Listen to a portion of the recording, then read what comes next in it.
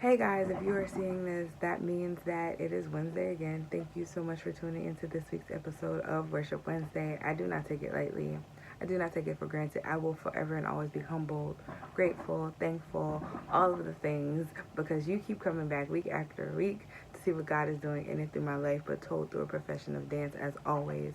I am glad you're here and ready to worship with me. Thank you guys so much again we just celebrated the 1 year anniversary of Worship Wednesday last week. That means 52 weeks of dancing, worshiping, crying, laughing, random visitors, parks, heat, cold, studio, anywhere, you name it, God's done it. Also nail sets, because as I watch these back and I'm watching me talk with my hands, I'm like, gosh, how many times did you change your nails? Don't judge me. Anyway, I am here because God is still active and moving, has something to say, and I am just happy to be a part of it, whether or not it's always the most joyous thing. So I've kind of mentioned it here or there, or like used it in other context videos about how I have been having like these random like deja vu moments, or moments that I know have never happened before, but they feel like I've been here before, and I feel like God has been speaking to me in regards to that, symbolizing alignment, like me being on the right path, like Him continuously telling me to, move on, to keep going, regardless of how insignificant it may feel. But like these are moments that He is saying, like, just trust the process and trust the path. To now piggyback off of that, I am now experiencing moments and opportunities where like things that I have dreamt um, are now happening, and I mean like the most seemingly irrelevant, insignificant moments. So like if I have a dream about this, I'm gonna use some random example, this crazy party where something huge popped off and it's all this drama that happened. But like if I really paid attention to the dream before the party, there was a moment where me and someone were sitting and having an in-depth conversation, about what seems to be nothing. But then in real life, I'll be sitting with this person having a conversation that amounts to more than that. And there's been more than a few of those situations and circumstances that have happened over the last couple weeks, over the last month and some change.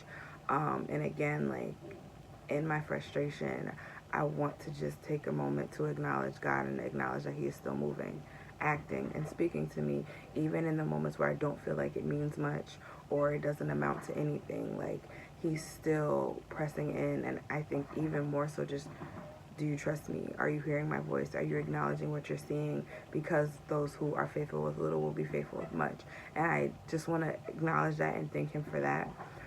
Because if I can be completely honest, I've been beat down and I've been going through so much, and I've been holding on by a thread. And also, randomly, side note that has nothing to do with it, but like, I woke up this morning, my phone did not. Why? Why did my phone not? But also, not the point. Just added to the chaos. But no, that's why I wanted to mention it. So I had an idea of how I was gonna start this context video, but when I thought of it, I was driving, and also when I got to where I was going, it was too dark to shoot. So I voice memoed, like, you need to start here, have it go into this direction, and then get it here, and that's how you connect it to the rest of the stuff you wanted to talk about. Man, no, I have no phone. It doesn't exist right now. And I also have a really busy week, so I don't know when I'm gonna make it to a store. So I've prayed that the Holy Spirit will come in and do what it needs to do, because I don't even remember half of it. So let's see how this goes. At any rate, at some point through my frustration and crying out to God and being like, yeah, you're giving me dreams, but like, it was about this random conversation, or it was about this random turn that I made. Like, these are the moments that are clicking. Like, am I missing something? Am I, I've said this on here before, like, whenever I feel like things aren't going right, I always start to evaluate, like, what am I doing wrong? Why am I not doing this? Like it's always that, and I need to work on my perspective and being more intentional about feeling like things are being cultivated and developed in this time, and nothing is wasteful, and God is intentional about everything that he does.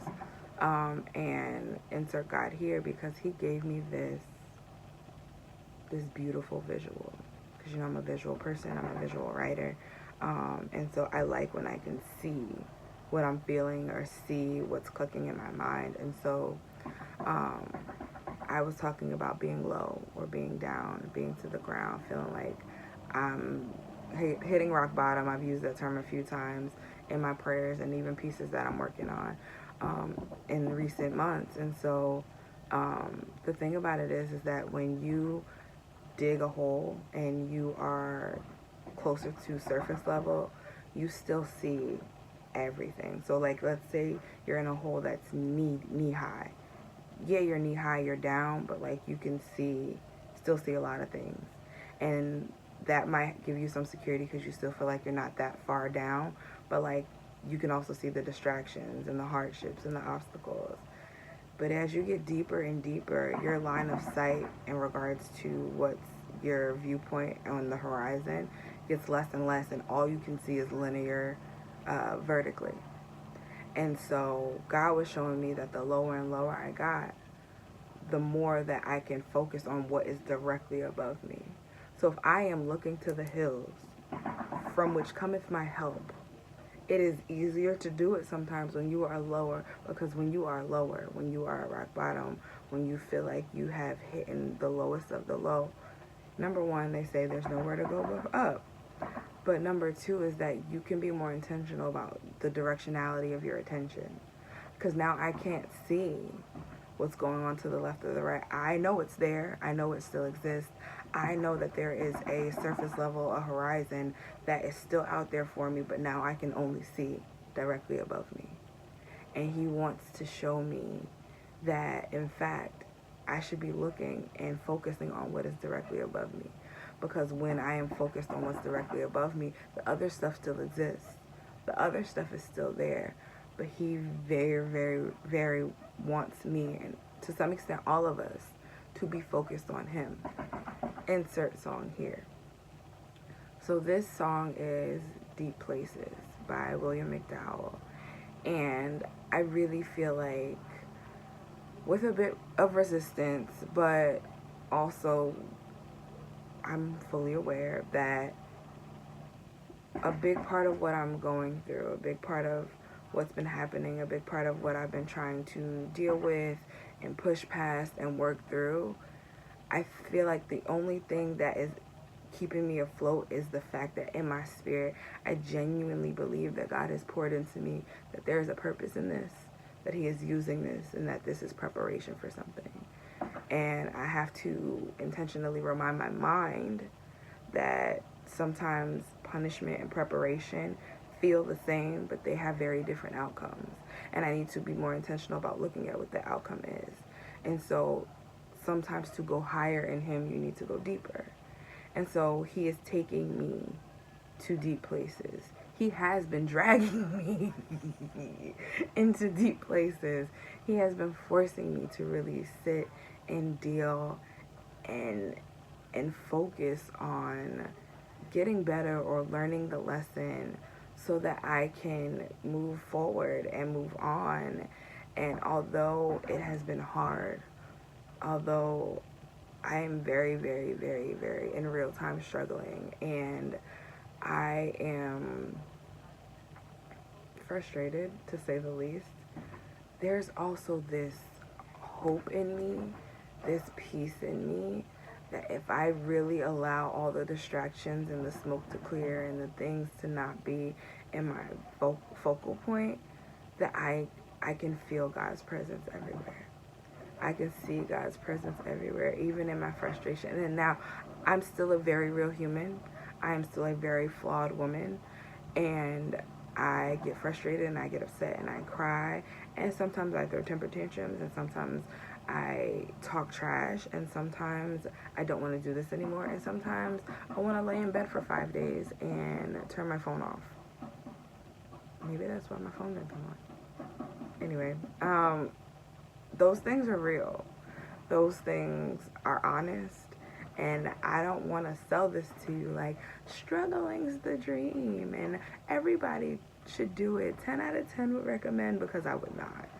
But what I would recommend is true and genuine intimacy with God. And sometimes it takes Him removing all the things that are distracting you, removing all the things that you thought were consistent, that you thought were concrete, that you thought were sound and structural, for you to realize that the only dependency you need is Him, that the only foundation you need is Him, that the only thing that will never leave, never forsake, never change, and never lead you astray is Him.